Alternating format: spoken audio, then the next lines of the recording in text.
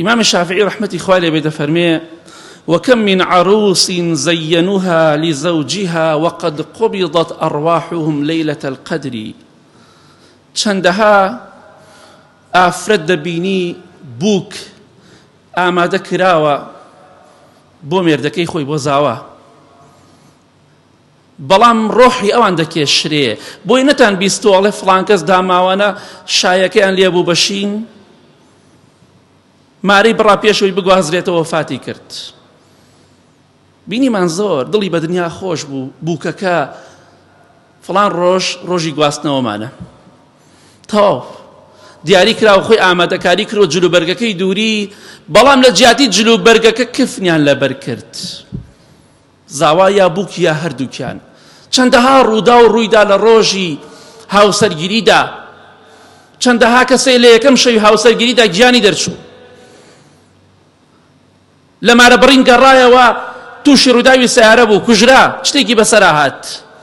بۆیە چەندەها ئافرەتەیە جوان کراوە بووکە ئامادە کراوە بۆ مێردەکەی، بەڵام بەخوا پێی ناگات، چونکە خوا بڕیاری داوە ئەم هاوسەرگیریە نەبێت، بۆ یەک نەبن، تەنها مارە بڕینەوە تەواو، یاخود قسەیان لێ کردووە کوردووەتەنی دەستی یەکیان ماچ کردووە و بۆ یەک نابن، یا دەبێت لە ڕۆژی شاییدا ببێ بە شین و ناخۆشی و ناڕەحەتی بۆیان. ئەوە بڕیاری خوایە، ئێمە لە قسەی ئیشی خوادا قسە ناکەین، بەڵام مەڵێ کارێکی وا دەکەم کە خوا پێی ناخۆش بێ، بۆیە خوشکی بەڕێزم ئەو ڕۆژەی کە دەتگوازنەوە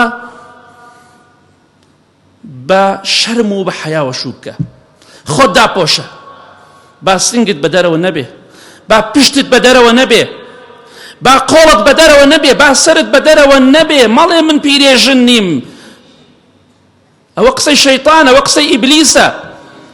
خوای گەورە دەفەرمێ خۆت داپۆشە. خوای گەورە حیجابی فەرز کردووە، باڵاپۆشی فەرز کردووە لەسەر 3 نەفەر. تۆ ئەم 3 سنفە یا ئەم 3 سنفە نیت، چوارەمی نییە. خوای گەورە فەرزی کردووە لەسەر خێزانەکانی پێغەمبەری خوا صلی الله علیه وسلم. ئەمە یەک. کچەکانی پێغەمبەری خوا صلی الله علیه وسلم و ئافرەتی باوەڕداران، ژنەکانیان، کچەکانیان، خوشکەکانیان. تۆ بێگومان لە سنفی یەکەم و دووەم نیت، نەخێزانی پێغەمبەری خوای صلی الله علیه وسلم، نەکچی پێغەمبەری خوای صلی الله علیه وسلم. بەشی سێمی خاڵی سێم تۆ دەگرێتەوە، ئاگادار بە وەنیساء المؤمنین. خوای گەورە دەفەرمێ واجبە ئافرەتی باوەڕداران خۆیان داپۆشن. کاتێکە پێغەمبەری خوا صلی الله علیه وسلم وفاتی فەرموو، عائیشە تەمەنی 18 ساڵ بۆ ڕەزای خوای لێبێ. وەڵام ئەبێتە خۆمان پیرێژن، ئەڵێ بیکەرە پیرێژن کچەکەم، وەڵام ژنەکەم بکەرە پیرێژن. ئیتر من پێت ئەڵێم حەز دەکەی بە دیسکۆیی بیگوازەرەوە، بەڵام ڕۆژێک دێ خوا محاسبەت دەکات، و ئەگەر بشمری سوێن بەخوا ئاخر شەڕی. کچەکەت، خێزانەکەت، خوشکەکەت ئاخر شەڕ بوو، چونکە بە سافیرەی وفاتی کرد. ئەمە دینی خوایە، قسەی خۆم نییە، قسەی نەنک و باپیرم نییە بۆ ئێوە باسەکە. خوا فەرزی کردووە لەسەر خۆدا پۆشی، نەیفەرمووە لە ئاهەنگەکان، لە بۆنەکان، لە جەژنەکان، لە مارە بڕین، لە گواستنەوە پێشکێشە نێسەرە ڕووتکە، سینگت ڕووتکە. ئەو سەرڕووتیە، ئەو سینگ و پشتە بە دەرەوەیە، ئەو قۆڵ و قاچە بە دەرەوەیە، بەڵگەیە لەسەرەوەی غیرەت و شەرەفی ئەو ئینسانە دەسەلمێنێ کە ئەوە بەرەڵایی داوە بەم ئافرەتانە.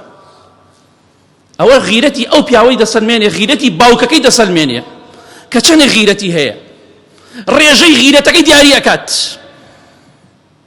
من ڕای دەگەێنم کەیفی خۆتانە، چۆنێک گوازیت و بۆ خۆت بیگوازەڕە، بەڵام چەندەها کەسەیە بەخوا شایەکەی لێ دەبێ بە شین. با بە شێوەیەکی موسڵمانانە کچەکەیت وەکو کچی موسڵمان شو بکە، ژنەکەت وەکو موسڵمان بگوازەرەوە. گوێ لە قسەی خەڵک مەگرە، گوێ لە قوتابیەکانی شەیطان و ئیبلیس مەگرە. پیرێژن نییە، با جلێکی جوان و شەرعی لەبەرا بێ. خۆ من ناڵێم جلێکی ناشیرین کە بەری، با جلێکی جوانی لەبەرا بێ، بەڵام با پۆشتە بێ. امتحان، ژیانی ئێمە امتحانە، ئەوەی لەم امتحانە ناجح بێ بۆ بەهەشت دەڕوا، ئەوەشی لەم امتحانی دنیاە ناجح نەبێ بۆ جەهەنم دەڕوات. خوا بمان پارێزێ. ژیانی ئێمە هەمووی تاقیکردنەوەی ئێمە لە قاعی امتحانین. هەر کاتێک مردین کۆتایی بە امتحانەکەمان دێت. ئەوەی ناجح بێ ئینشاڵڵا بەختەوەرە، ئەوەشی ناجح نەبێ بەدبەخت و دۆڕاوە ئیتر هەچەنێ بڵێ خۆیان با بگەڕێمەوە گەڕانەوە نەما و کۆتایی پێهات.